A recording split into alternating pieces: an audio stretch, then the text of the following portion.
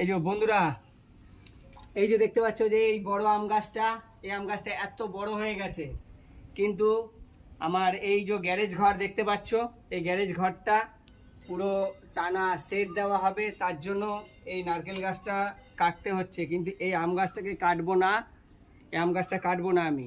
এই আম গাছটাকে পুরো মাটি সমেত, এই যে দেখো, এই যে দেখো মাটি এত তুলেছি, পুরো চারদিক দিয়ে গর্ত করে একে আলতো করে, এই গাছটিকে পুরো আলতো করে আমি তুলে নেব।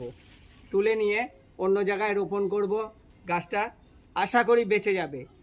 বেঁচে গেলে তোমাদেরকে এর আপডেট আমি কিন্তু দেখাবো।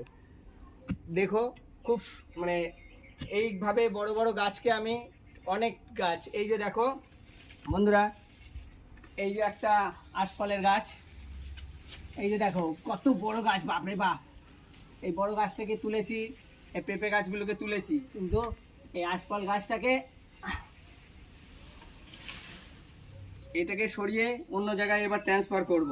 ট্রান্সফার করে একেও আমি বাঁচিয়ে তুলবো, একে বাঁচিয়ে তুলবো, আম গাছটাকেও বাঁচিয়ে তুলবো।